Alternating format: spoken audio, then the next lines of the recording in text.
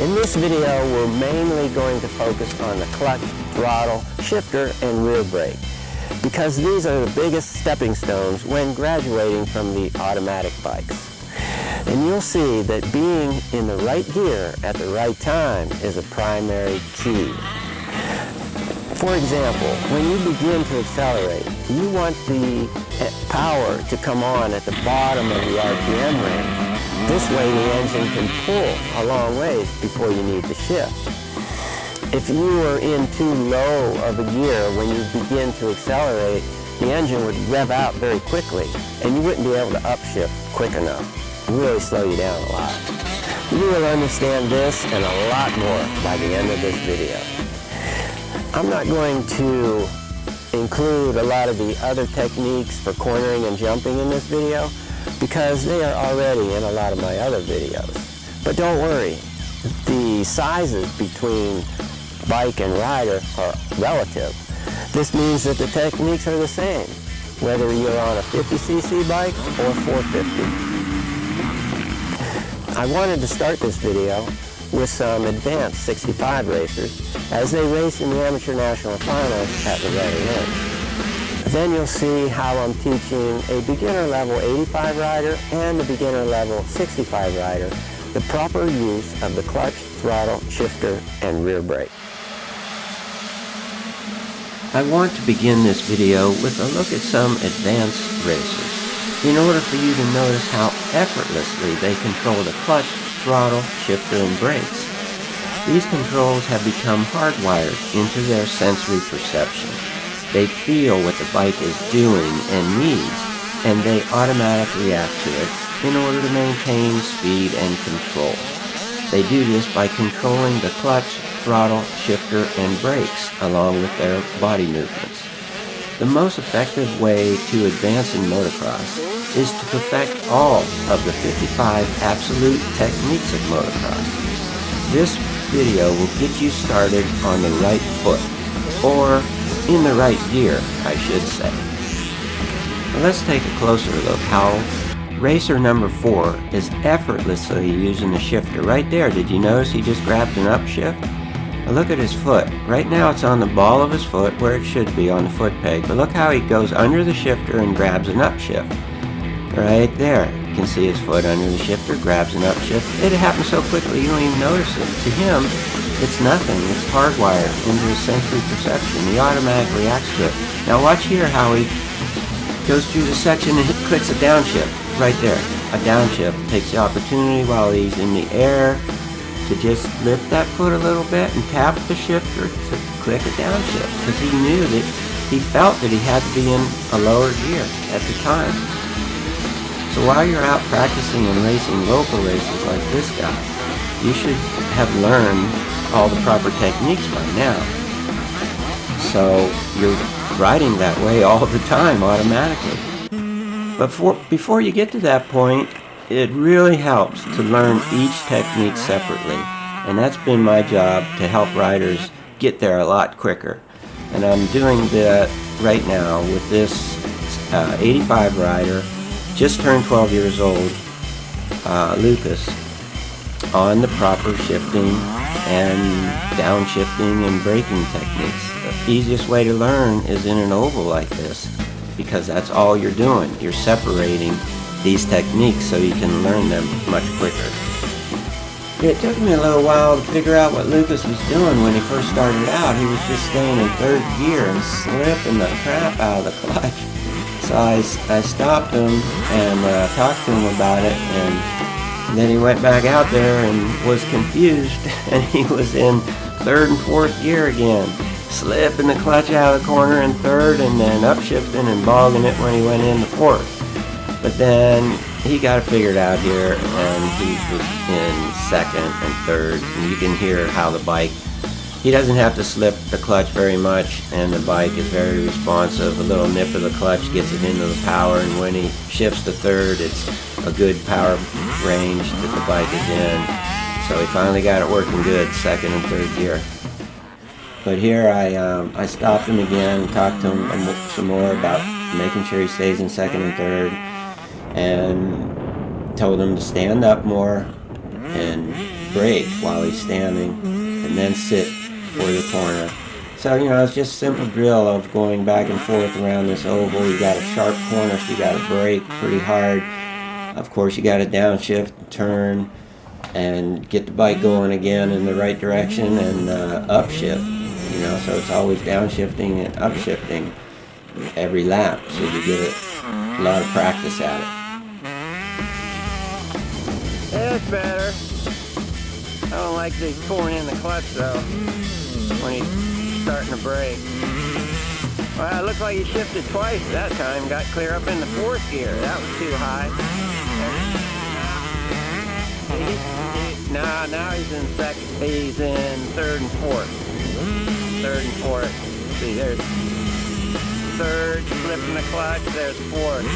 See, he doesn't know it. He still thinks he's in 2nd and 3rd. See if he gets it.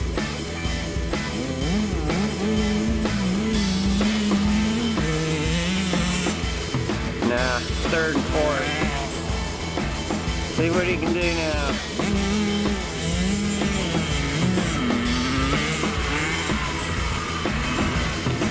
Come on, get it. 2nd gear. There you go. That's what it's supposed to be like. 2nd and 3rd gear. 2nd and 3rd gear.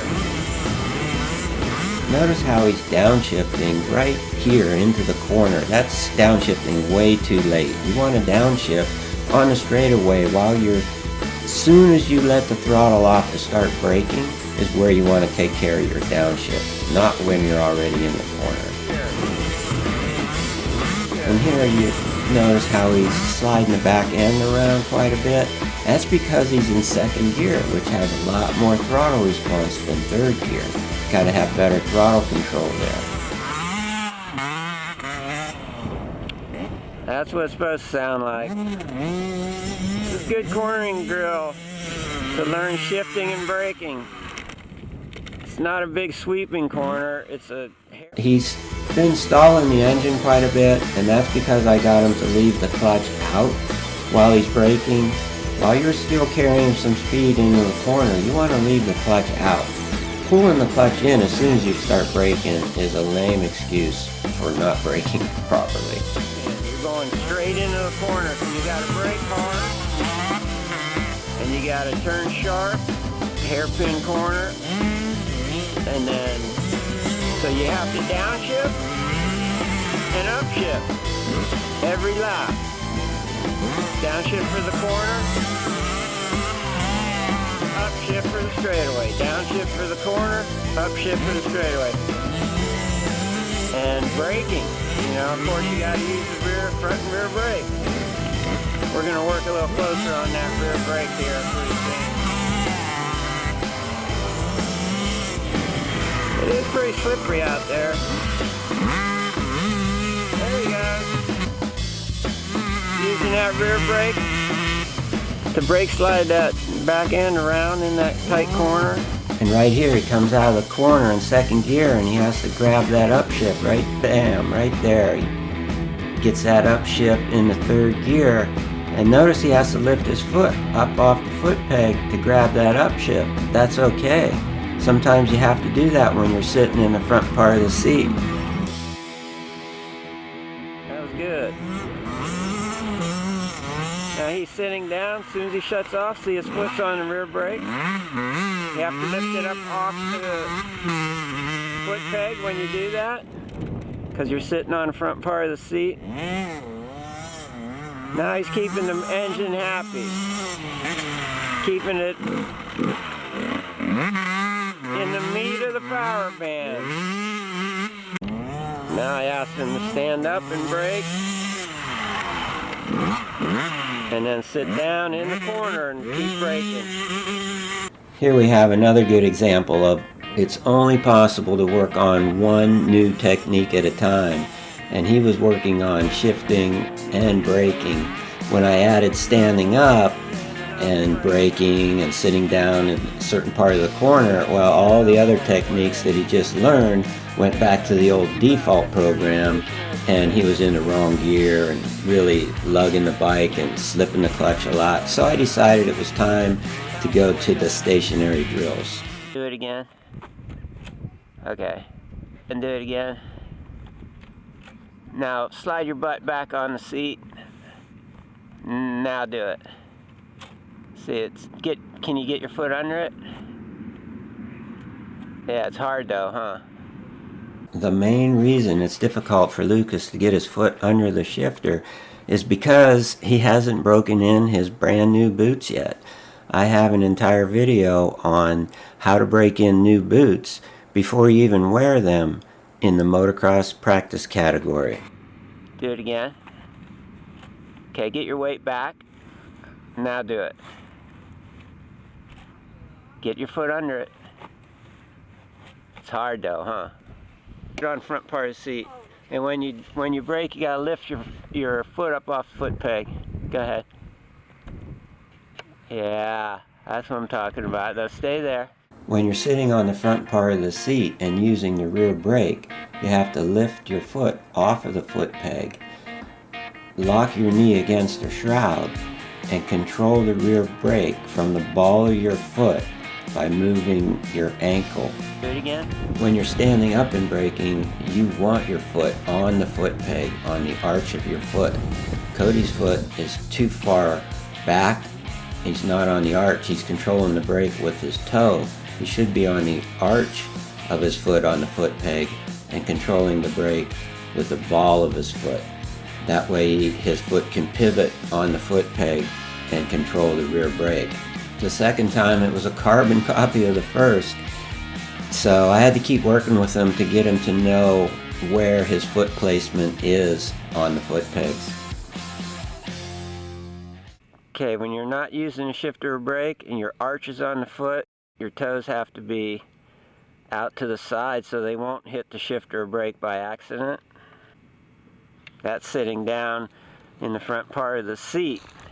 Slide back on the seat, Lucas. And let's look. Now all that does is lift the toes up a little bit higher so they're more level with the brake and shifter. But if you're on the arch of your foot and the toes reach the shifter and brake, you got to keep your toe out to the side so you won't hit the shifter or brake by accident. And of course, it's the same thing when you're standing up. Toes are going to be out to the side. But you only want to be on the arches of your foot if you're going to be using the shifter or brake, or when you're using the shifter or brake. If you're not using the shifter or brake, you should be on the balls of your feet. Go ahead, Lucas. Balls of your feet on foot pegs. Now your toes can be pointing straight ahead. They're not going to hit the shifter, the brake, I should say there, or the shifter by accident, because they're back too far. They're on the ball of your foot instead of the arch. And this has 3 benefits. You have more body travel in your ankle movement. Of course, you won't hit the shifter or brake by accident. And your toes are pointed in, so they won't get ripped off the foot pegs in deep ruts. So, arches of the foot or balls of the feet. Only arches when you're using a shifter or brake. You should only use 1 or 2 fingers on the clutch. This is so you can hold on to the grip with the other 2 or 3 fingers at the same time. And normally, the clutch is just used kind of like a trigger. It's just a quick nip of the clutch. You should never have to slip the clutch long, like even 2 seconds or longer. It should just be a little nip of the clutch. It only takes maybe a half a second most of the time. If you're in the right gear, it's just enough to get the power to pick up where you want it to with a little help of the clutch. And it's the same way with the front brake. All you need is 1 finger on that front brake so you can hold on with the other 3 fingers. And then there's a technique for as you shut the throttle off, your finger should pop out and grab the front brake. Because as soon as the throttle goes off, you should be braking with both front and rear brakes. So as the throttle's going off, just pop that finger out and be on the front brake so you can start braking right away. After the stationary drills, I had Lucas go out and have some fun, do a few laps on the track. Of course, reminding him to stay in second and third gear and shift and do not slip the clutch. But just as I expected, it happens all the time. They can do it in the drill when they're just focusing on what they're learning. But as soon as they go out and ride the track, all the old default programs start playing again, and they're right back to their bad habits. More proof that the stationary drills and action practice drills are the quickest way to learn new techniques. And that's pretty much the same case with this young 65 rider riding an entire sand track when he should be doing more practice drills right now. I mean, look how long it takes him as he's struggling up this little hill to realize he's in too tall of a gear, and then finally he hits a downshift. Bam, he slams it into the downshift right there. Now this rider, on the other hand, a little older, a little more experienced on a 65. He can ride the entire track, but he should also do a lot of practice drills. Even the top level pros do practice drills to perfect and sharpen techniques. And that's just what they did with this young 65 rider, 9-year-old Aiden McKenzie. They put him on a easy oval so he could work on basic technique. They got him with his hands up on the handlebars, elbows up and out away from the sides, head, body position in the central location, head a little bit forward, and just let him improve these basic skills gradually in an easy practice area. And that's a smart way to do it. And I'm glad they did, because several months later, Aiden was at my track in Ohio. After seeing him ride a little bit, I put him on the figure 8 drills and noticed the problems that he had, and kind of picked it up from there. He's got this bad habit of he wants to charge and race every 10 feet in front of him instead of blending the track together and keeping his momentum up. He also has the common bad habit of disengaging the clutch as soon as he starts braking. I could see that Aiden needed to learn to keep his momentum up and look ahead further. I call it the 10-yard rule. And he thought he had to use the clutch all the time. Like every time he shut off the gas, he had to disengage the clutch. He thought every time he got on the gas, he had to use the clutch. So kept explaining to him there, don't pull in the clutch when you start braking. Well, that was hard to have it to brake. He's still doing it here. But he started to keep his momentum up more and look further ahead, and not use the clutch so much when he would start to accelerate again after braking. So talked to him about it again, and this time he really started to get it down good. He's a very coachable rider, and you'll notice how he keeps his momentum up more, and he's not so busy with the clutch. He's leaving the clutch out while he's braking, still carrying some speed. You shouldn't pull in the clutch. And then he's keeping his momentum up and not slipping the clutch to get it back on the power when he doesn't need to. I mean, if you need to nip the clutch, that's one thing, but here he was much smoother. After Aiden was doing the figure 8 very well, I figured it was time to do a new section. Go down to a berm corner, rut corner. Well, boy, that threw a monkey wrench into everything. So we had to kind of start over a little bit. And once he's making the same mistake of pulling in the clutch as soon as he starts braking. There he kind of got out balanced by should have kept the throttle on. But Aiden surprised me. The guy can shift. As you notice right here, he's hitting a power shift right before the jump. I was like, whoa, where'd that come from? So he does know how to shift gears. But I had to get back to the basics, trying to get him to leave the clutch out, keep momentum through the rut, and look ahead. Then it was good. And by the way, you should use the clutch when you upshift, but it's not necessary to use the clutch when you downshift. This is the next day, and you can see a new rider here. I was really happy with the improvements that young 9-year-old Aiden made after that first day. I mean, we got back out there and started to warm up on the figure 8, and right away he was doing everything correctly. Nice and smooth, looking ahead, keeping momentum up, not using the clutch so much, and really doing well. I mean, this allows us to move on to other things. You see in that other section where we were practicing the rut corner, really good, leaving the clutch out, looking ahead, keep momentum up. You don't have to charge every 10 feet in front of you. You have to keep momentum up, and that's just what he was able to do. Good braking while he's standing up, and good job, Aiden. This is the other end of the section where he was doing the rut corner. This is a little bit of a downhill, kind of off camber a tiny bit, and he was doing it pretty well too. A little more tricky section, but he was using those techniques pretty well, standing up and braking, looking ahead, keeping his momentum. Good. Here we are back to the first day when Aiden started practicing around the big oval, and I noticed that he never used the rear brake when he was standing up. You see right here, I'll show it again. He's standing up okay, but he never uses a rear brake while standing. See, his foot is above the brake pedal. He's using some front brake, which is good, kind of common as he graduates up from the automatic bikes.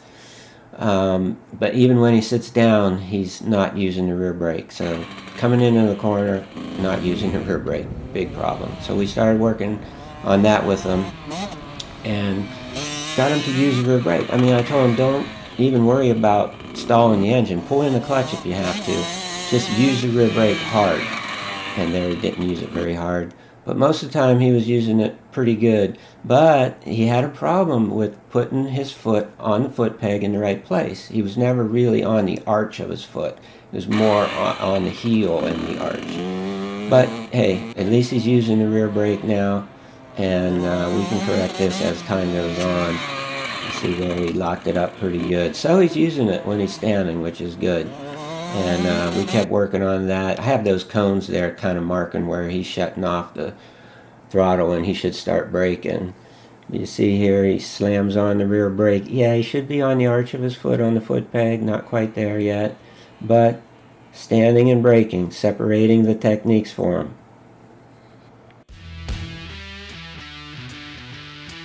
And now we're back to the second day. And now Aiden is practicing putting all the techniques together for coming into a corner. Standing and braking.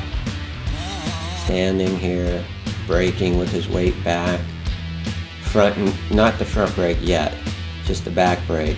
And then going from standing to sitting and controlling the rear brake, and then letting go of the rear brake at the transition where you go from braking to accelerating. See right here, on the rear brake, standing with his weight back, controlling the rear brake, and then off of the rear brake and keeping your momentum through the corner, controlling your momentum through the corner with the brakes and then with the throttle. If you need it, clutch and throttle. Carry much more speed through like that. And now we're doing the front and rear brake. And look how much more stopping power he has, slowing down power to get into that corner with control. And controlling momentum is what it's all about. See right here, off the throttle, on the brakes, until he is at the transition. See him coming in, off the throttle, on the brakes, off the throttle, on the brakes, right away, front and rear brakes. But he should have his weight back more, but you know, with his standing a little taller with his weight back more, but we'll work on that. And then see right here, he's on the rear brake. Now watch his foot, off the rear brake and onto the foot peg. Off the rear brake, onto the foot peg. That's where he's going to start accelerating through the corner. So if you ever want to ride like these young top amateurs, you better start practicing correctly, just like they had to. The techniques covered in this video are listed at the end. I strongly recommend 4 more videos that gel well with this video. The first one is in Volume 3 series, video number 3, clutch, throttle, and shifting control. You can find this listed in the Volume 3 series category. Two more that I highly recommend that will show you more ways to practice these techniques and many other techniques are my two on the bike stand videos. These are located in the online coaching category, then the subcategory motocross practice. In there you will also find the how to break in new boots video. So now for the techniques list. And remember to ride smart, keep an attitude of gratitude, and have fun. The techniques list for this video. Number 1, be in the right gear at the right time. Number 2, control momentum with throttle or brakes and nip the clutch when necessary. Number 3, with speed, leave the clutch out while braking. Number 4, use the clutch when upshifting but not when downshifting. Number 5, look at least 10 yards in front of you. Remember the 10-yard rule. Number 6, do stationary and action practice drills frequently. And number 7, practice one technique at a time. Don't think of reasons why you can't do something. Think of how you can.